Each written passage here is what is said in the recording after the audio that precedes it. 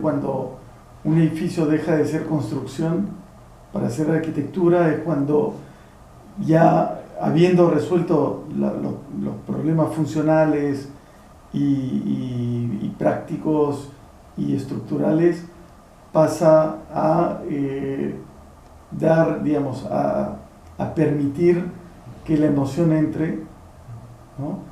A permitir que todo lo que es intangible en la arquitectura se dé, ¿no?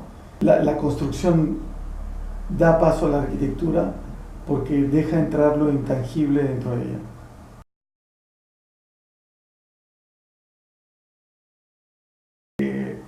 Fui atraído principalmente por Stirling, dentro de James Stirling, dentro de esto, y por los New York Five, no como referentes para tomar en mis proyectos, sino como prácticas arquitectónicas que me interesaban y que de algún modo quería explorar. Cuando terminé mis estudios en la Ricardo Palma y me fui al extranjero, y me di cuenta de que en todas las épocas han habido buenos proyectos y que los buenos proyectos no se conocen hasta que uno no los ve. Esa fue una enorme lección y creo que fue el mayor aprendizaje. La arquitectura se vive, se visita y se entiende en el sitio. Y arquitectura hay en todas partes, hay que saberla encontrar. O sea, no se busca necesariamente en los grandes nombres, ¿no? Ni en lo contemporáneo.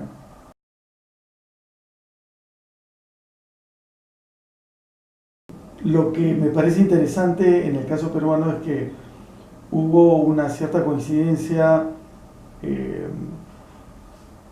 podríamos decir en un principio formal, entre los preceptos de la arquitectura moderna que llegaba al Perú y la abstracción de la arquitectura peruana tradicional, desde la precolombina, pero también la española, debido simplemente a procesos constructivos, la utilización del adobe y zonas sísmicas, etcétera, etcétera.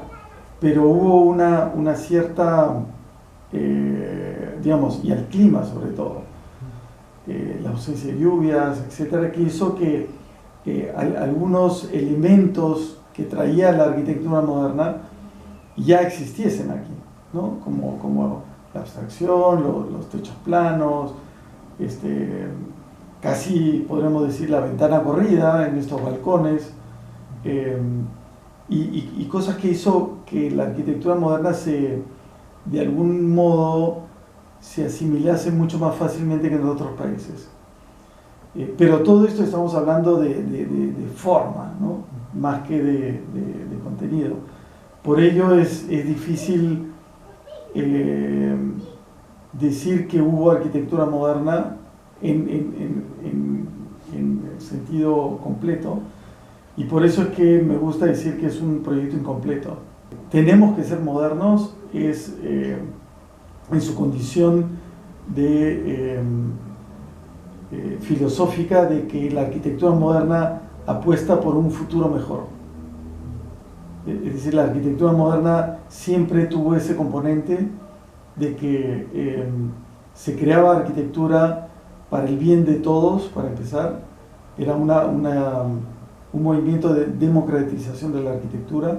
La arquitectura ya no se hacía para palacios y para gente rica, sino que su filosofía de emplear métodos tecnológicamente avanzados, los últimos materiales, etcétera, permitía la industrialización, permitía que la arquitectura llegue a una base mucho más amplia de gente. Eso es una cosa que está pendiente, ¿no? Y ese es el gran reto. Pero lo que sí es importante es que un arquitecto moderno, como dice Siriani, es alguien que piensa que el futuro es mejor, que piensa que haciendo arquitectura mejora las condiciones de vida de los seres humanos. Y en eso, yo creo que en ese aspecto la arquitectura moderna es vigente y tenemos muchas cosas pendientes que hacer en cuanto a ello.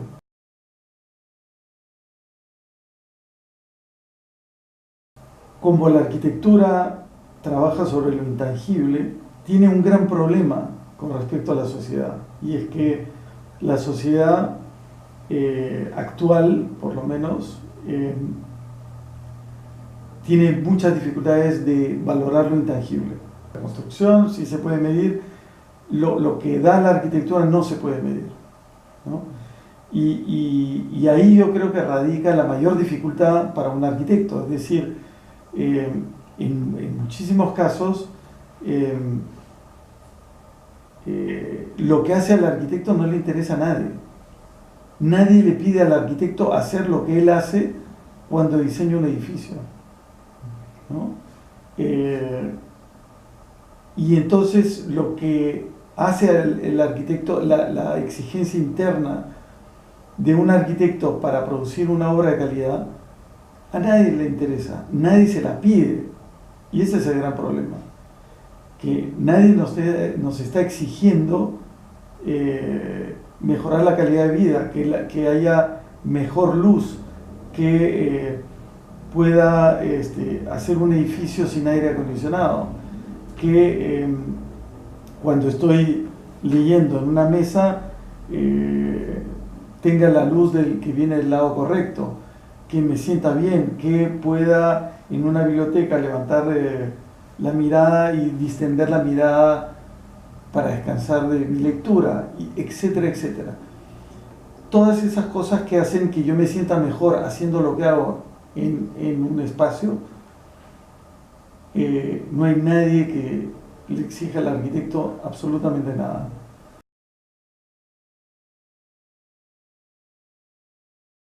Nuestra principal preocupación es más bien tratar de hacer una arquitectura que esté acorde con el lugar en el sentido más amplio.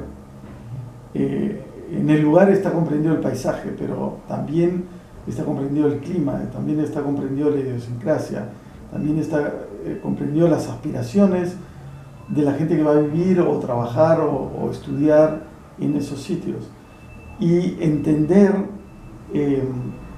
la problemática de una manera un poco más holística, un poco más completa, donde muchos factores intervienen, entre ellos el paisaje, por supuesto.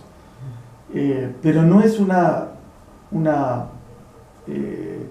condición a priori que nosotros digamos, no, nuestra arquitectura responde partimos del paisaje para hacer arquitectura. Eso no es cierto.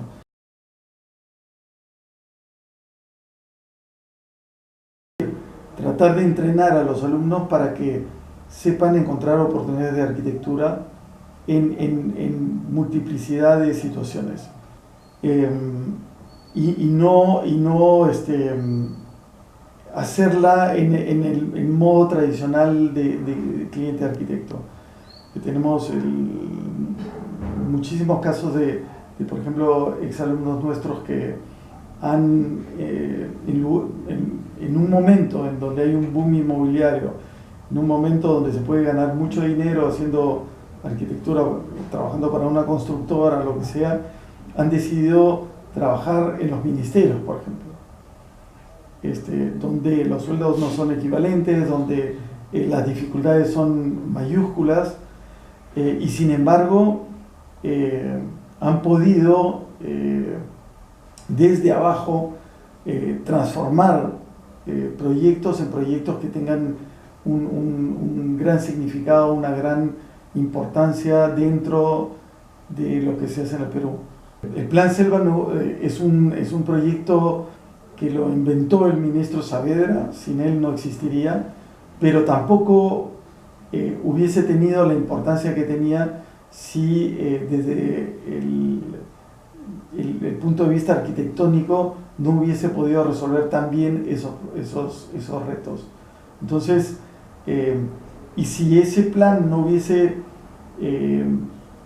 coincidido con unos jóvenes arquitectos que se habían metido a trabajar en el ministerio, esto jamás se hubiese dado.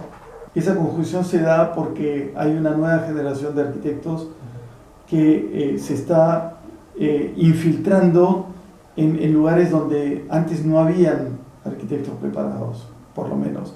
Y en muchos casos donde antes no solo no habían arquitectos, donde nadie pensaría que deberían existir arquitectos, ¿no? Y creo esa es digamos, la gran responsabilidad que tenemos nosotros para el futuro de Perú.